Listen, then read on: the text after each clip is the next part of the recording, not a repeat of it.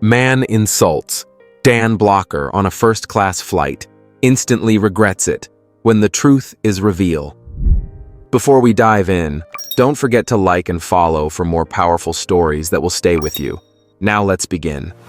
Atlanta's Hartsfield-Jackson Airport buzzed with its usual blend of movement and noise, heels tapping against tile, rolling suitcases humming, voices layered into a low, constant hum of life on the move. Amid the rush, a towering man stood with a kind of stillness that felt almost out of place in the first-class queue. That man was Dan Blocker. He wore a flannel shirt that had clearly seen years of wear, jeans soft from time and travel, and boots that carried the dust of more than just city streets. Slung over one shoulder was a faded canvas backpack, the kind that told stories without needing words. Nothing about him screamed celebrity, and maybe that was exactly why nobody noticed. But if anyone had taken a second look, they'd have felt it. That quiet gravity he carried, the unbothered peace in his presence. He didn't fidget. He didn't sigh. While the world around him raced and buzzed with the stress of departure, Dan stood there like an oak tree in a storm, calm, rooted, and oddly watchful, as though he was drinking in the ordinary details others overlooked. He wasn't trying to disappear. He just didn't care to stand out. Behind him, a man named Victor Harding waited in line, and you couldn't have scripted a more dramatic contrast. Victor wore a sleek navy suit that shimmered ever so slightly beneath the terminal lights, his leather shoes polished to a mirror shine. A scent like a high-end department store followed him with every step, musky, sharp, demanding to be noticed. He moved with a deliberate rhythm, as if every gesture had been practiced in front of a mirror. His eyes roamed the line ahead, assessing everyone like a man scanning for rivals, and when they landed on Dan, he smirked, then leaned slightly forward. "First class, huh?" he said, his tone dipped in mock surprise. "Never know who might show up these days." Dan turned slightly, meeting Victor's gaze with an expression that didn't flinch. "Yeah," he replied with a shrug. "World's full of curveballs." Victor's smirk faltered. He'd expected something different, an explanation, maybe even embarrassment. But Dan gave him nothing but calm, and it unsettled him more than he cared to admit. "Not one to leave a jab hanging," Victor added with a dry chuckle. "Don't take it personal, but you don't exactly give off that first-class flyer vibe. Rare to see someone dressed like a roadie up here." Just then, the boarding call for first class came over the speakers, and the line began to inch forward. Neither man said another word as they stepped forward, tickets in hand, the silence between them strangely thick. Victor marched ahead like a CEO about to conquer another merger, while Dan moved with the same unhurried rhythm he'd held since arriving. When they stepped onto the plane and reached their seats, fate twisted the knife. Victor glanced down at his boarding pass, then up, and froze. Dan Blocker was settling into the seat right beside him. "You've got to be kidding me," Victor muttered, dragging a hand over his jaw in disbelief. He dropped into the seat, forced out a low, bemused laugh, and muttered, "Of all the seats on this plane." Dan glanced his way, that easy smile still tugging at his lips. "Looks like we're traveling together then," he said, the politeness in his voice almost making it worse. Victor folded his arms tightly across his chest, trying to disguise the discomfort curling in his gut. It wasn't just that he was sitting next to the guy he'd dismissed. What bothered him more was that Dan didn't seem the least bit bothered. There was a kind of silent confidence in that, and Victor didn't like how it made him feel. As the economy passengers filed past and the noise in the cabin dimmed, Victor decided to reclaim the upper hand with a question that sounded casual but carried an undercurrent of judgment. "So, what line of work you in?" he asked, as if he already had Dan pegged. Dan was tucking his backpack under the seat, then straightened up with a calm nod. "I work in film." Victor raised both eyebrows, lips parting in mild surprise. "Oh yeah? Commercials? Indie stuff?" Dan smiled faintly and gave a small shake of his head. "Something like that." Victor chuckled under his breath, shifting in his leather seat like a man who owned the whole damn sky. "A place, you know," he said with a smug grin. "Like first class, for instance." Dan Blocker turned his head slowly, fixing Victor with a look that was all Texas calm and mountain-steady stillness. He didn't rush his words. didn't let ego touch them. "I figure we all got a place," he said in that low, even drawl of his. "And sometimes that place is exactly where we're sitting." Victor let out a short, amused huff. "That's nice. Kind of philosophical even. But come on, real life ain't that neat." Dan didn't answer right away. He just turned back to the window, watching the clouds roll by like cattle on a distant plain, as if that conversation had already found its end. But Victor wasn't done poking. "You know what?" he said, leaning in, his voice dropping just enough to sound conspiratorial. "You might be sitting here now, but there are things money can't buy. Some folks, they just don't belong in certain places, no matter what they're wearing or how much their ticket cost." Dan didn't answer with words this time. He gave Victor a long, measured look, one that carried the quiet weight of a man who's seen too much and said too little. There was patience in that gaze, sure, but also something firmer underneath, like steel under worn denim. It was the kind of look that spoke louder than a courtroom speech, the kind that made men pause and think twice. But Victor took it as a silent win. He leaned back, smirking to himself, thinking he'd scored a point, played a hand better than the other guy. What he didn't realize was that the game hadn't even started yet. He believed he was steering the moment, but Dan's stillness carried a weight Victor couldn't quite read. Each minute that passed only deepened the undercurrent between them. What had started as idle talk was beginning to feel like the first cracks in something far more serious. As the plane leveled into cruising altitude, the hum of in-flight service began. A flight attendant came gliding down the aisle with polished ease, offering drinks to the first-class cabin. Victor straightened up, made sure to catch her eye. "Champagne," he said with a gleam in his eye.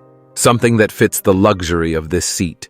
The attendant nodded with the kind of practiced smile that didn't quite touch her eyes. She'd seen his kind before. When she reached Dan, his request was plain. "Just water, thanks." Victor couldn't help himself. He leaned slightly in Dan's direction, the grin returning. "Water?" he asked, laughing like he'd just heard a man say he brought a sandwich to a steakhouse. "Don't tell me you're gonna waste the perks of flying first class on a bottle of water." Dan accepted the water with a nod, calm as ever. "This is just fine," he said. "Sometimes keeping it simple's all a man really needs." Victor squinted as if trying to find the deeper play behind Dan's words. Then he shrugged, brushing it off. "Yeah, I guess that works. For folks who settle. Not everyone's cut out for the high life." Dan didn't answer right away. He unscrewed the cap, took a slow sip, and let the silence stretch. Around them, a few other passengers began to notice the tone. There was an edge creeping into Victor's voice, but Dan's composure made it hard for anyone to justify stepping in. It was clear he wasn't bothered. "Maybe the high life ain't the same for everyone," Dan said eventually, his voice smooth as worn leather. Victor didn't like that. His jaw tightened just a bit as he took a longer breath. Or maybe people who say that just never had access to what really matters. Some things are beyond the reach of certain people, you know? The flight attendant, now tending to another row, cast a discreet glance their way. She didn't interrupt. Something about Dan's quiet command of the space made her trust he had things under control. He offered no comeback, just a faint smile, the kind that came from experience, not pride. He turned again to the window, letting the blue above the clouds take the rest of the weight. Victor wasn't done. He wanted to push, to rattle something, but it was getting harder. Dan wasn't playing the game. He wasn't biting. Around them, the sense of discomfort grew, not from Dan's presence, but from Victor's need to prove something that nobody asked for. Victor laughed. "Place, you know, like first class, for instance." The flight attendant returned to the front section of the cabin, where Dan Blocker and Victor were seated side by side. As she handed out another round of drinks, Victor, always eager for attention, picked up the thread of their earlier exchange, though it felt more like a one-man performance than a conversation. Raising his glass of bourbon with theatrical flair, he said, "You know, life's kind of like sitting up here in first class. You put in the hours, you earn your seat, and then you enjoy the ride. But some folks just stumble into it. Right place, right time, I guess." Dan calmly set his water bottle down on the tray in front of him, then turned slowly to face Victor. There was something steady and unshakable in Dan's eyes, like the calm before a Texas storm rolling over the plains. "Luck or hard work," he said in that grounded, gravelly voice of his. "We all touch down at the same airport when the plane lands, don't we?" His tone was even, almost gentle, but the message hit with quiet force.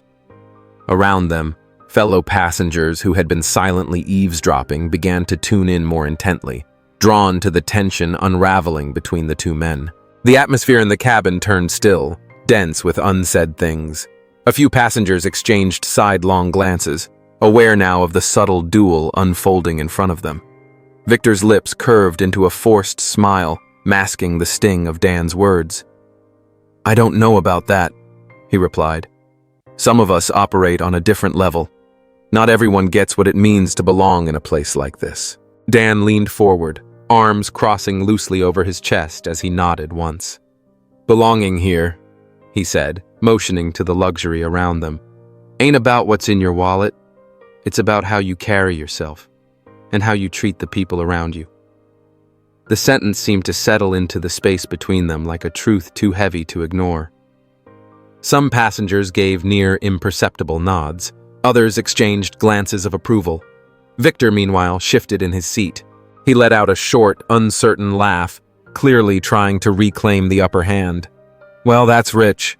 First-class therapy with a side of Southern charm. Maybe you ought to hit the stage with that kind of talk." His sarcasm barely covered the unease leaking through his words. Dan just gave a slow, measured smile and turned back toward the window, ending the conversation with a silence that said everything that needed saying. His stillness spoke volumes louder than Victor's noise ever could. The mood in the cabin shifted, passengers whispering, some casting sidelong glances at Victor with newfound judgment. Toward the back, a middle-aged couple who had been quietly observing seemed to recognize Dan Blocker, yet chose not to interrupt, only offering subtle nods of respect.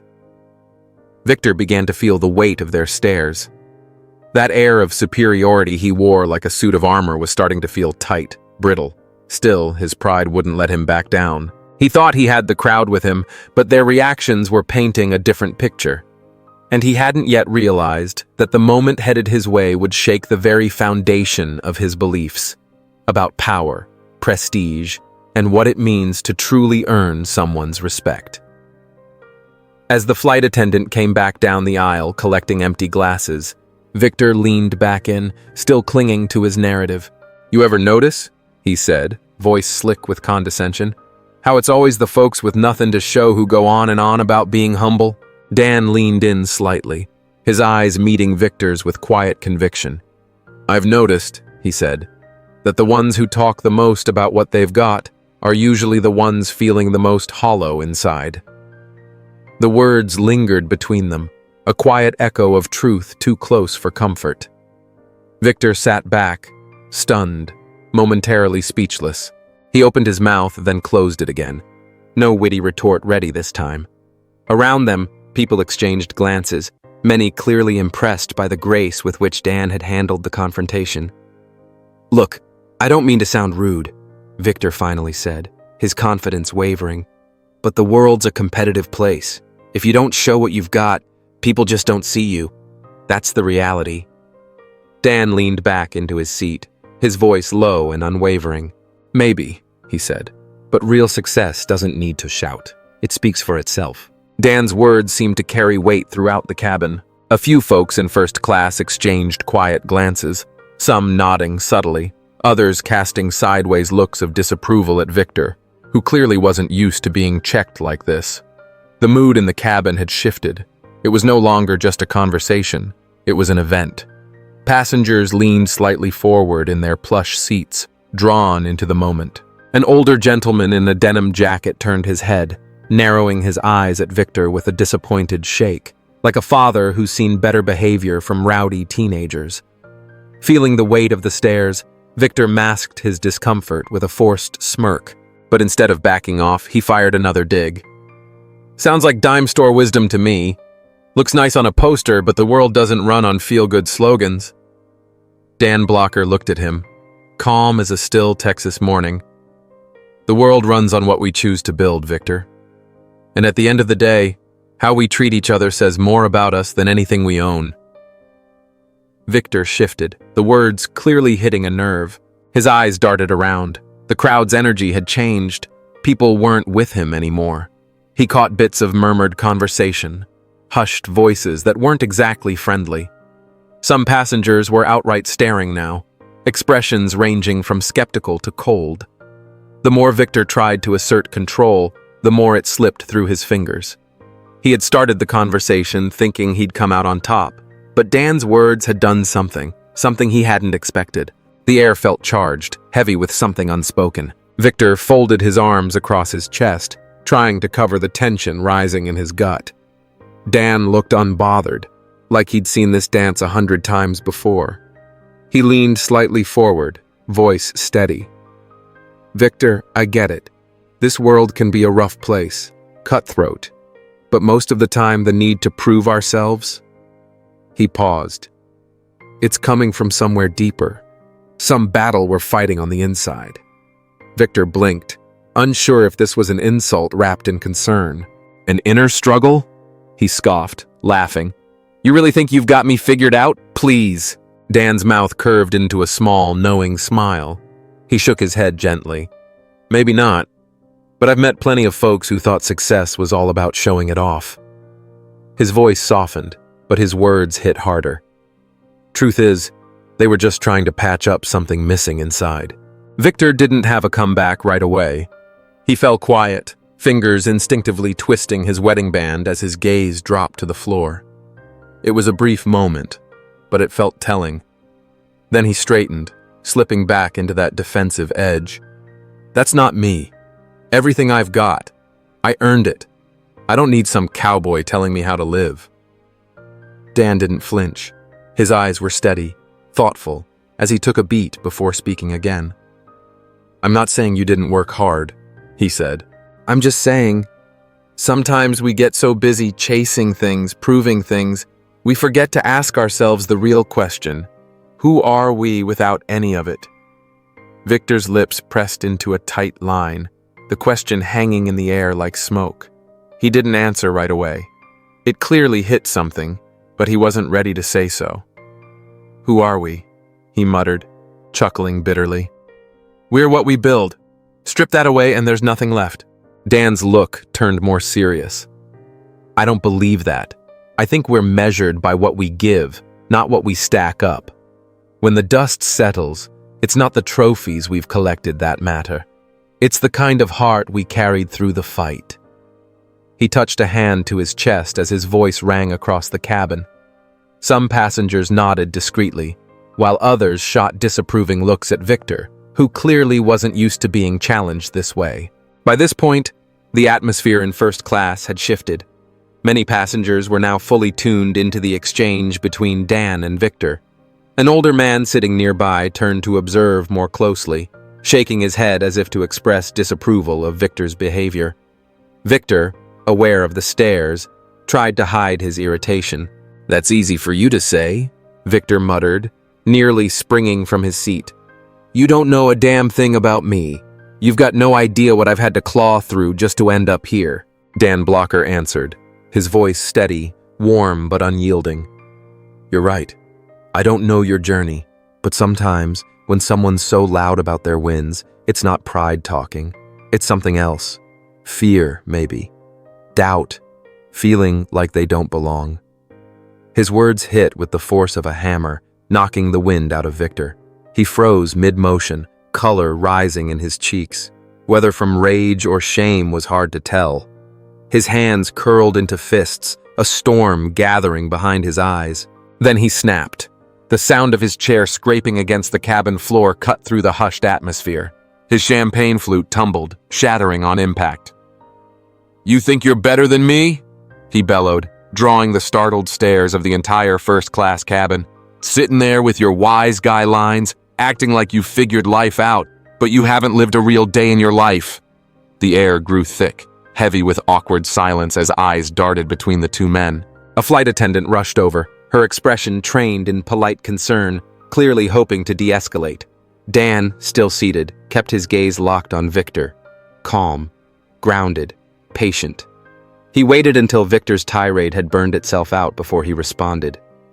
"I don't think I'm better than you," Dan said, his voice like oak, firm, rooted. "I just believe there's a moment when we all need to pause and ask ourselves what truly counts. And Victor, you don't have to prove anything to anyone." The words hung in the air like a sermon. Victor's chest rose and fell in uneven breaths. Something in Dan's voice, or maybe in his stillness, deflated the fury. Slowly, Victor sank back into his seat, gaze lowered. His shoulders slumped, not with defeat, but with the weight of something breaking open inside. Dan's words echoed in his head like a hymn he hadn't known he'd needed. For the first time in a long while, Victor felt cracked wide open, raw and exposed before a crowd of strangers. What he didn't yet know, though, was that the worst, or maybe the best, was still ahead. The rest of the flight drifted forward in a quiet lull, the earlier commotion leaving behind a strange calm. Victor didn't look at Dan again, but his unsettled air was impossible to miss. Meanwhile, Dan sat as though nothing out of the ordinary had happened, his peace unshaken. A while later, the flight attendant returned, this time with a smile polished by years of practice. Her voice carried just enough to reach everyone nearby. "Mr. Blocker, the captain asked me to let you know your connection in Denver is confirmed. He also sends his regards." The name struck like a sudden gust of wind. Whispers swept through the cabin like leaves on pavement.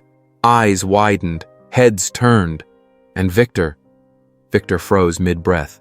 "Blocker?" he whispered, disbelief leaking into every syllable. "Dan Blocker?" Dan gave a small, polite nod, acknowledging the attendant's message with quiet appreciation. The murmurs grew, but Dan seemed unfazed. He turned to Victor, whose face had gone pale. "Something wrong, Victor?" Dan asked gently, a smile tugging at the edge of his mouth. Victor opened his mouth, but no sound came. He glanced around, met with a mixture of curious and skeptical stares from the other passengers. He looked lost, like a man stranded in a memory he hadn't expected to revisit.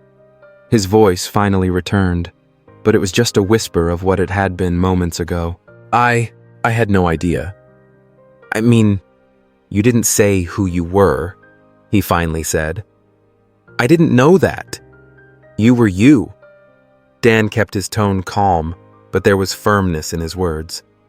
"I didn't think it was necessary. I don't usually use my name as a calling card." Victor sat quietly for a beat, fumbling for a defense. "Look, I didn't mean to upset you.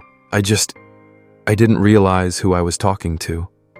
Dan Blocker exhaled gently, his broad frame leaning forward just enough to command attention without intimidation. "Victor," he said, his voice low but steady, "knowing my name doesn't erase what you said. Truth doesn't shift with identity. It's shown in how we treat people when no one's watching." Those words hung in the air like thunder after lightning. Victor was stunned into silence, his eyes darting between Dan and the other passengers, who now listened even more intently. His pride drained from his face, replaced by the unmistakable weight of humiliation. Dan broke the quiet in the cabin with a calm finality, offering a closing thought, not as a celebrity, but as a man who had seen the world for what it was.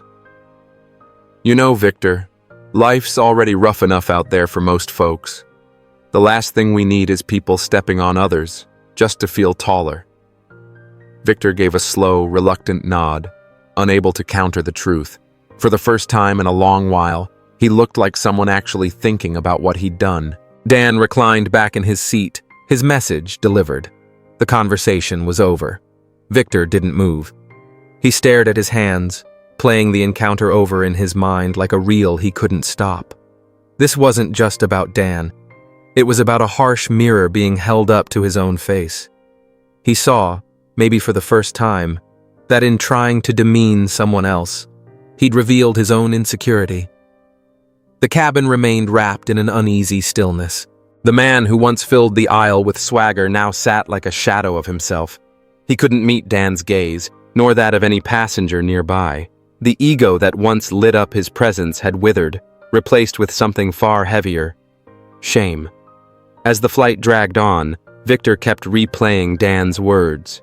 Simple as they were, they struck with precision. Again and again, he heard them in his head, and began wondering just how many times he'd judged others without even trying to know them. Maybe he's right, he murmured to himself without realizing. He glanced at Dan, who was calmly reading a book, as if nothing had happened. This only amplified the impact of the situation. Dan hadn't made any effort to prove himself. He had simply let his actions speak for him. As the plane began to prepare for landing, Victor finally mustered the courage to say something. He turned to Dan, his eyes still lowered, and said, "I need to apologize. Not for what I said just because you're you, but because I was arrogant. I acted like an idiot." Dan looked at him, his expression as tranquil as ever. He waited a moment before responding. "I appreciate the apology. But more than that, I hope you learn from this." Victor nodded slowly, realizing that those words were an opportunity for change. Then Dan continued, "Sometimes what we search for most in the world is what we find least within ourselves. I hope you figure out what really matters." Victor remained silent, but Dan's words stayed in his mind. He knew that moment had the potential to change something inside him, if he allowed it. After disembarking, Victor stood still in the terminal, watching Dan walk away. He saw fans discreetly approach him to greet him and take pictures. Dan greeted each one with patience and a genuine smile without haste or arrogance. It was evident that his simplicity and kindness came from within. Victor looked down at his own hands and sighed. He knew he needed to change. Dan's words still echoed in his mind, a reminder that a person's true worth isn't about their status, but about how they choose to treat others. As Dan disappeared into the airport crowd, Victor felt something new, hope. Maybe that encounter hadn't been a coincidence. Maybe it was a chance to start over. In the end, we all carry choices that shape who we are. Are we living to impress others or to become better people? Dan's words leave a clear lesson. True success isn't about what you achieve or show off, but about the positive impact you leave on the world and the lives of those around you. So the next time you find yourself in a situation of judgment or conflict, remember, respect and humility never go out of style. And perhaps the change you want to see in the world needs to start with you. And perhaps the change you want to see in the world needs to start with you.